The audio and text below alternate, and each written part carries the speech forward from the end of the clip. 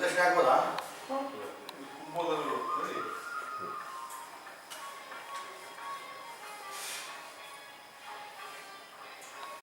ಕುಂಬೋದರ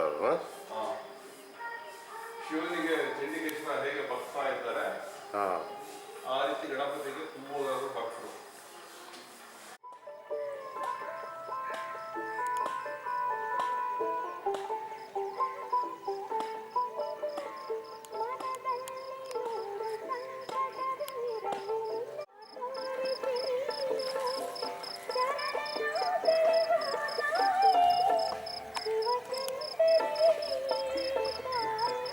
ಕಪಿಲಾ ನದಿ ನಂಜನಗೂಡು.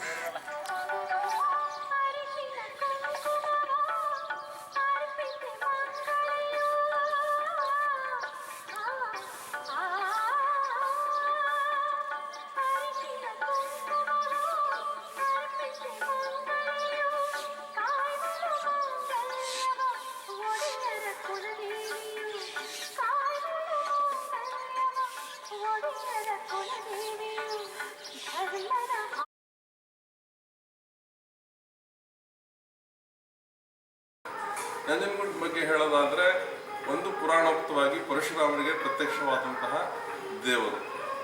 ಹಿಂದೆ ಮಾತೃಹತ್ಯಾ ದೋಷಕ್ಕೋಸ್ಕರ 21 ಬಾರಿ ಭೂ ಪ್ರದಕ್ಷಿಣೆ ಮಾಡ್ತೀನಿ ಅಂತ ಹೇಳಿ ಪರಶುರಾಮರು ಪ್ರತಿಜ್ಞೆ ಮಾಡ್ತಾರೆ. ಅದೇ ರೀತಿ ಅವರು ಸಂಚರಿಸುವಾಗ ಕಾಡನ್ನೆಲ್ಲ ಕಡಿದು ದಾರಿ ಮಾಡಿ ಮುಂದೆ ಹೋಗುವಂಥ ಒಂದು ಪದ್ಧತಿ ಇದ್ದರು. ಈಗಿನ ಥರ ರೋಡು ಏನಿಲ್ಲದೆ ಇರೋ ಕಾರಣ ಅವರು ಜಾಡನ್ನು ಮಾಡಿ ಮುಂದೆ ಹೋಗುವಂಥ ಪರಿಸ್ಥಿತಿ ಇದ್ದಂಥ ಕಾಲ ಅದು. ಸೊ ಹಾಗೆ ಅವರು ಎಲ್ಲ ಕಾಡಿನಲ್ಲಿ ದಾರಿ ಮಾಡಿ ಮುಂದೆ ಹೋಗಿರ್ಬೇಕಾದ್ರೆ ಮರವನ್ನು ಕಡಿತಾ ಇರ್ತಾರೆ. ಮರ ಕಡಿಯುವ ಕೊಡ್ಲಿ ತಪ್ಪಿ ಪೊದೆ ಮೇಲೆ ಬಿದ್ದುಬಿಡ್ತವೆ. ಮರ ಕಡಿಯುವಾಗ ಆ ಪೊದೆ ಮೇಲೆ ಬಿದ್ದಾಗ ಅಲ್ಲಿಂದ ರಕ್ತ ಹೊರಗೆ ಶುರು ಆಗ್ತದೆ, ಬರೀ ಗಾಬರಿ ಆಗ್ತದೆ. ಇಲ್ಲಿ ಇನ್ನೇನಾದ್ರು ಇದ್ದು ಪ್ರಾಣಿ ಏನಾರು ಇದ್ದು ಮತ್ತದು ಹತ್ಯೆಯಾಗಿ ಮತ್ತೆ ಈ ನನ್ನ ರಕ್ತಕ್ಕೆ ಎಲ್ಲಿ ಭಂಗ ಬರ್ತದೆ ಅಂತ ಹೇಳಿ ಗಾಬರಿಯಾಗಿ ಅವರೆಲ್ಲ ಪೊದೆನ ಸರಿಸಿ ನೋಡ್ತಾರೆ. ಸರಿಸಿ ನೋಡಿದಾಗ ಅಲ್ಲಿ ಕಲ್ಲಿಂದ ರಕ್ತ ಬರ್ತಾ ಇರ್ತದೆ. ಅವ್ರಿಗೆ ಆಶ್ಚರ್ಯ ಆಗ್ತದೆ, ಇನ್ನು ಕಲ್ಲಿಂದ ರಕ್ತ ಬರ್ತಾ ಇದೆ ಅಂತೇಳಿ. ಆವಾಗ ಅಶರೀರವಾಣಿ ಆಗ್ತದೆ. ಸೊ ಶಿವ, ನಾನು ಇವತ್ತು ತಪಸ್ಸು ಮಾಡ್ತಾ ಇದ್ದೇನೆ. ಸೊ ಈಗ ನಿನ್ನಿಂದ ನಾನು ಈ ಜಗತ್ತಿಗೆ ಗೋಚರ ಆಗಿದ್ದೀನಿ. ಸೊ ಹಾಗಾಗಿ ನನ್ನ ದರ್ಶನ ಮಾಡಿ ಯಾರು ನಿನ್ನ ದರ್ಶನ ಮಾಡ್ತಾರೆ ಅವರಿಗೆ ಈ ಕ್ಷೇತ್ರಕ್ಕೆ ಬಂದ ಒಂದು ಪೂರ್ಣ ಫಲ ಸಿಗಲಿ ಅಂತೇಳಿ ಒಂದು ಪ್ರತೀತಿ ಆಗ್ತದೆ. ಸೊ ಹಾಗಾಗಿ ಇವತ್ತಿಗೂ ಕೂಡ ನಮ್ಮ ನಂಜುಂಡೇಶ್ವರ ದರ್ಶನ ಯಾರು ಮಾಡಿ ಹೋಗ್ತಾರೆ ಅವರು ಪರಶುರಾಮದ ಕ್ಷೇತ್ರಕ್ಕೆ ಭೇಟಿ ಕೊಟ್ಟೇ ಹೋಗ್ತಾರೆ. ಇನ್ನೊಂದು ಶ್ರೀಕಂಠೇಶ್ವರ ಅಂತ ಹೇಳಿ ನಾವು ತುಂಬಾ ನಮ್ಮಲ್ಲೆಲ್ಲ ದಾಖಲೆ ಆಗಿರುವಂಥದ್ದು ಶ್ರೀಕಂಠೇಶ್ವರ ಅಂತ ಹೇಳಿ. ಶ್ರೀಕಂಠೇಶ್ವರ ಅಂದ್ರೆ ಪಾರ್ವತಿ ಕಂಠದಲ್ಲಿ ವಿಷವನ್ನು ನಿಲ್ಲಿಸ್ತಾಳೆ ಅಂತೇಳಿ, ದೇಹದೊಳಗೆ ಹೋಗದ ರೀತಿ ವಿಷವನ್ನು ನಿಲ್ಲಿಸ್ತಾಳೆ ಅಂತೇಳಿ ಶ್ರೀಕಂಠೇಶ್ವರ ಅಂತೇಳಿ ಇನ್ನೊಂದು ಹೆಸರಿಂದ ಕೂಗ್ತೇವೆ. ನಮ್ಮ ಎಲ್ಲ ದಾಖಲೆಗಳಿರೋದು ಕೂಡ ಶ್ರೀಕಂಠೇಶ್ವರ ಅಂತ ಹೆಸರಲ್ಲೇ ಇರುವಂಥದ್ದು. ನಂಜುಂಡೇಶ್ವರ ಅಂತ ಕೂಗ್ತೇವೆ. ಸೊ ಇದೇನಾಗ್ತದೆ, ನಂಜನಗೂಡು ಅಂದ್ರೆ ವಿಷ ಇದ್ದಂಥ ಜಾಗ, ನಂಜು ಅಂದ್ರೆ ವಿಷ, ಇದು ಆಗ್ತದೆ. ಮತ್ತೆ ಇಲ್ಲಿಗೆ ಸಂಹಾರ ಶ್ರೀಕಂಠೇಶ್ವರ 2 ಹೆಸರಿಂದ ಕೂಗ್ತೇವೆ. ಮತ್ತೆ ಇಲ್ಲಿ ನಮ್ಮಲ್ಲಿ ವಿಷಪ್ರಹಾರಿ ಸೊಪ್ಪು ಅಂತ ಸಿಗ್ತದೆ. ಪರಶುರಾಮರಿಂದ ಶಿವನಿಗೆ ಪೆಟ್ಟಾಗಿ ನಂಜಾಗ್ತದೆ. ಅದು ಕಬ್ಬಿಣದ ಏಟು ತಗಲಿ ಗಾಯ ನಂಜಾಗ್ತದೆ ಅನ್ನೋದೊಂದು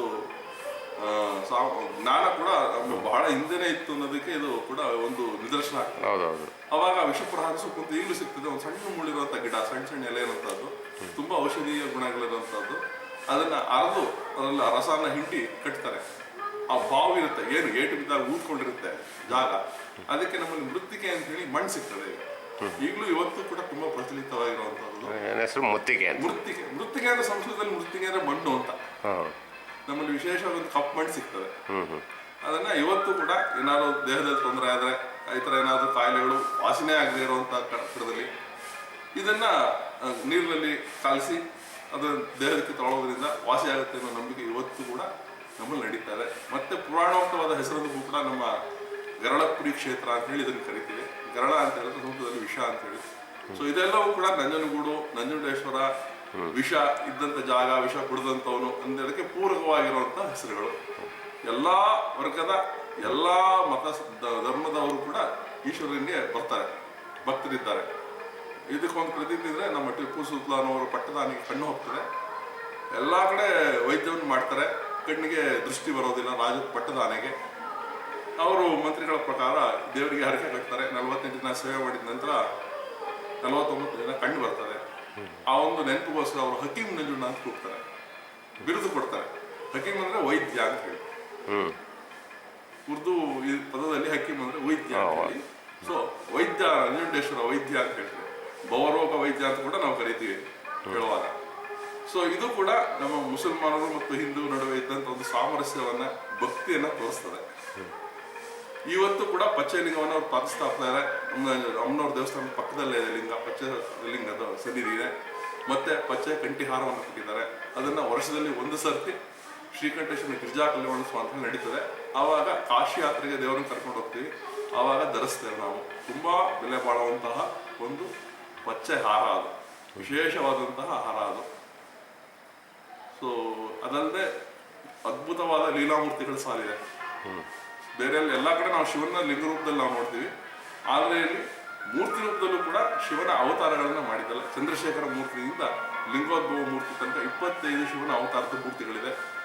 ಮೂರ್ತ ಪುರುಷ ಪ್ರಮಾಣದ ಮೂರ್ತಿಗಳು, ಎಲ್ಲ 5 ಅಡಿ 6 ಅಡಿ ಇರುವಂಥ ಮೂರ್ತಿಗಳು, ತುಂಬ ಸುಂದರವಾದಂಥ ವಿಗ್ರಹಗಳಿದೆ. ಅದನ್ನು ಕೂಡ ಇಲ್ಲಿ ಒಳಗಡೆ ನಾವು ನೋಡ್ಲಿಕ್ಕೆ ಅವಕಾಶ ಇದೆ. ಇದೆಲ್ಲ ಒಂದು ಐತಿಹ್ಯಗಳು ಕೂಡ ಇದೆ. ಮತ್ತೆ ಎಲ್ಲ ರೀತಿಯ ವರ್ಗದವರು ಭಕ್ತರಿರೋದ್ರಿಂದ ನಮ್ಮ ಇಲ್ಲಿಗೆ ಎಲ್ಲರೂ ಕೂಡ ಸಮಾನವಾಗಿ ಎಲ್ಲರಿಗೂ ಒಂದು ಭಕ್ತಿ ದೇವರಿಂದ ದೊರಕ್ತಾ ಇದೆ. ತಮ್ಮ ಹೆಸರು ಸ್ವಾಮಿ? ರವಿಶಂಕರ್ ಅಂತ ಹೇಳಿ. ರವಿಶಂಕರ್.